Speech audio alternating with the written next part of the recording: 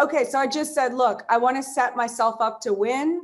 I want to finish this year really strong. Grant and I really worked together well on this. We've been non-stop spending a lot of time, the most time we've had the opportunity to spend with each other in a long time. And I want to share some of those tips with you. One of the first things that we do is we assess ourselves, you know, as if we were going to be going into some sort of a training camp, meaning like I assess where I'm at and where I have to be in order to like go win the fight.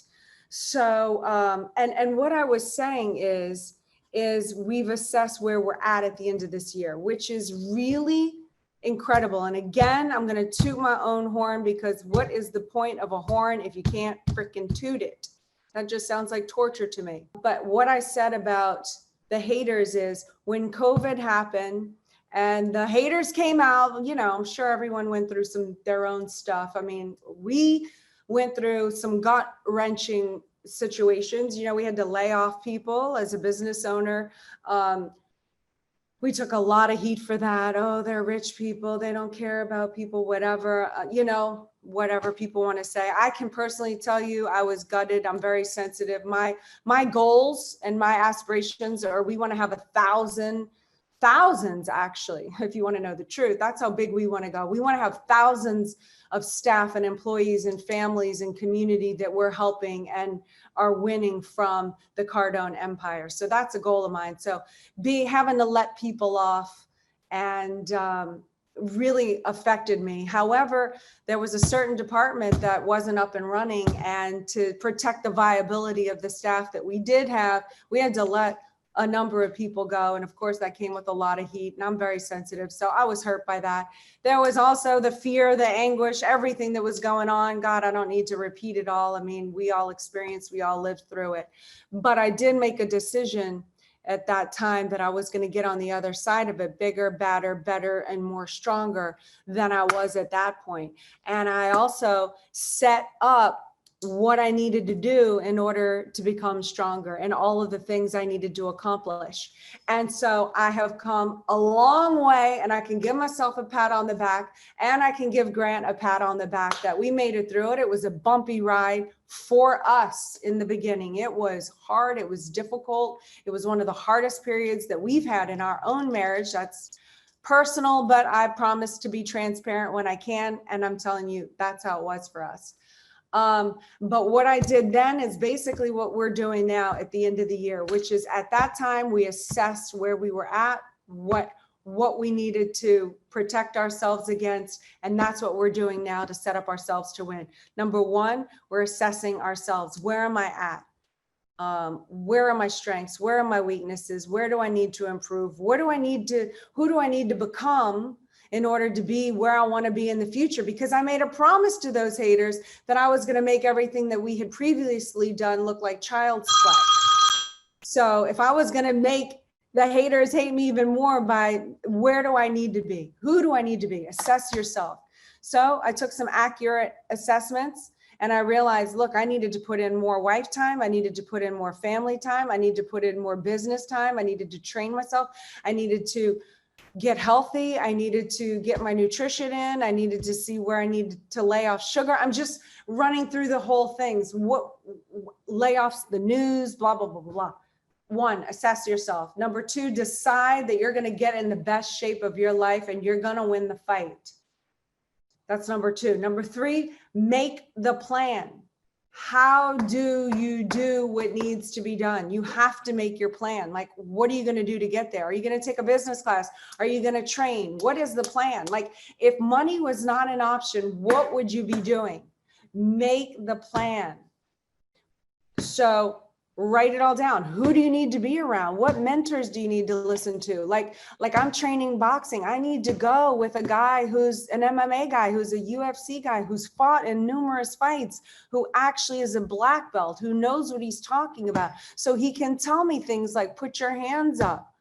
Who do you want to be around that can actually help you to put your hands up and duke it out for life? So make that plan. What do you need to do? And then number four, schedule it. put it on the books, put it into the future. So after you do it, like make it happen. Call the trainer. You know, Grant and I, we just had our blood work redone. We do it maybe every 6 months. We find out what our deficiencies are, like get the body healthy. You know, what vitamins do I need to take? What am, you know, like I know about my makeup of my body, like my body, I need energy. I need to create energy. I need to produce energy. I need to be, you know, like clear thinking. I need to be sharp. I need, like, what do I need for that? Well, I need to have this physical thing working accurately. I need my proper sleep. I need to schedule. How do I go to sleep by 9:30 at night? And so I can be up at 6 so I can train. And then how do I schedule working on the book, working on the mastermind, helping Grant, putting in time with the kids? How do it's not going to happen unless it goes in the physical universe. Elena here, real quick. Remember to subscribe to the video so you can see more of my content when it gets posted. So write it down, schedule the times, like see where you can actually make it happen, like create your future. Like by doing that, that's why I love the 10X planner, Grant's 10X planner. I go through so many of those because I'm always putting it out. If I don't, it doesn't get done. Life isn't going to just fall. Your dreams are not going to fall in your lap. They have to be manifested. The first way to manifest it is write it down. Grant says, write down your goals and your dreams twice a day. I don't do it that way, but I write lists all the time. I'm constantly writing things down and checking off my to-do list like every single day, because I know that when I do that, I'm actually painting the canvas of what my future will look like. Number 5 is obviously avoid the things or the people that affect you negatively. And you have to be able to distinguish between the two. There's some people, like Grant is one of them. Like I could misunderstand him and think, you know what, he's affecting me negatively right now.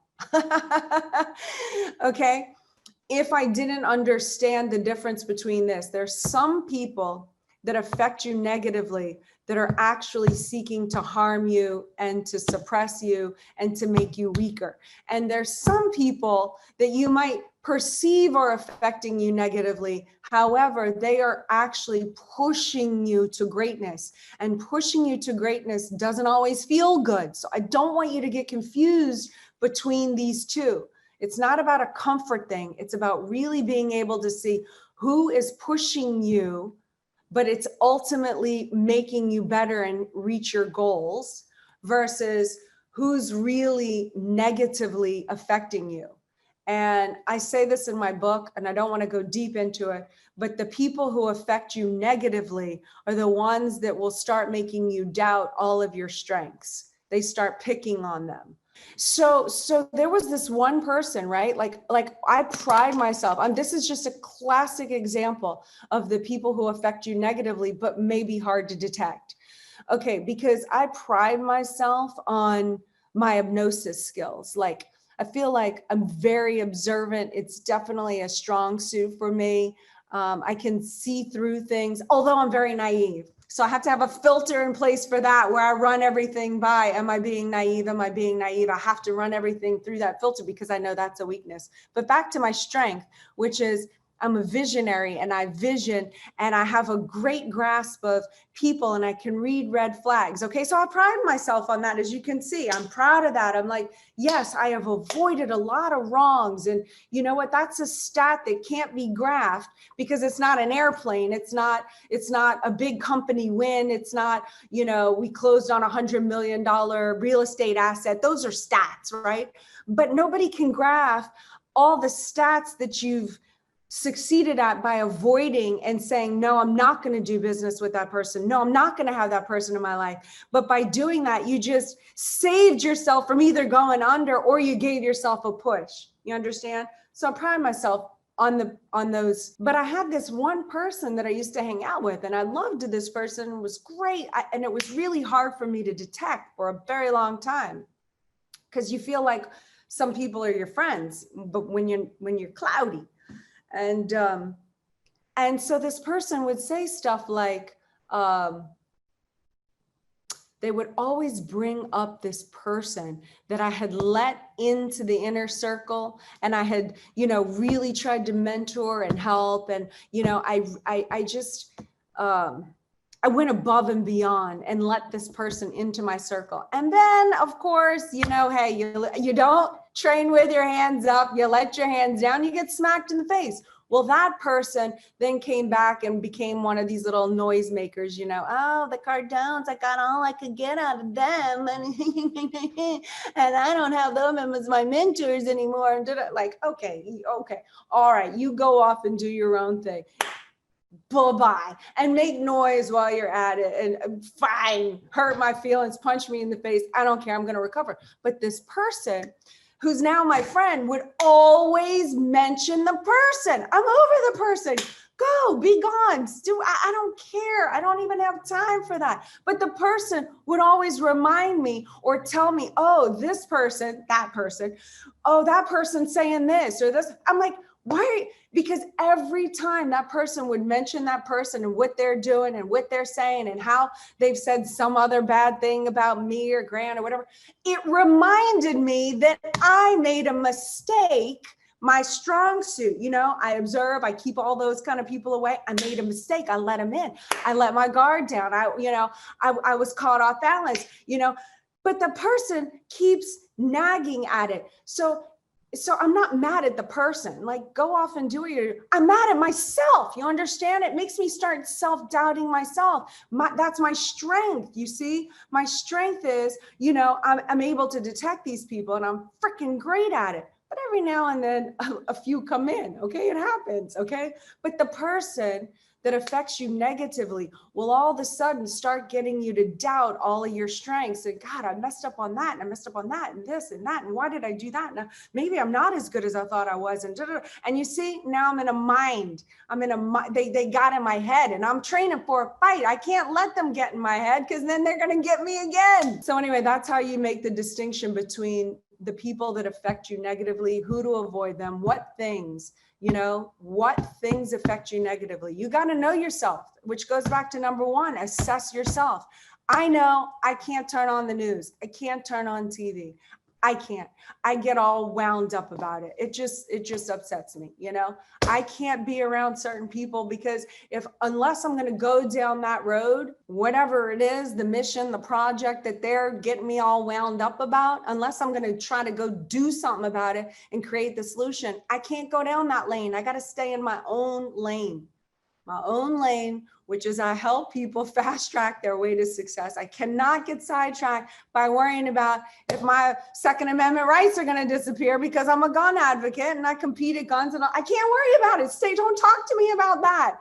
I'm not going on that mission. Anyway, and then lastly, number 6 is Grant and I find ways to give back or contribute more. So we have, gone over right now all of our charities. How can we help? I've made a few calls to a few people saying, hey, how can I help you with you're on the board of the Boys and Girls Club or Make a Wish, or how can we not only give money, but how can I contribute? How can we give away turkeys? How can we, there's the Miami, his house, the foster kids here. I've worked with them a lot. How can I, do I create a Santa and bring gifts over there? I don't know, but I'm looking at a lot of options because I got to find ways, no matter where I'm at in my life, I got to find ways to contribute and to give more and to be, to help, when you can help. Hey, Elena Cardone here. I wanted to say a big thank you for watching today's content.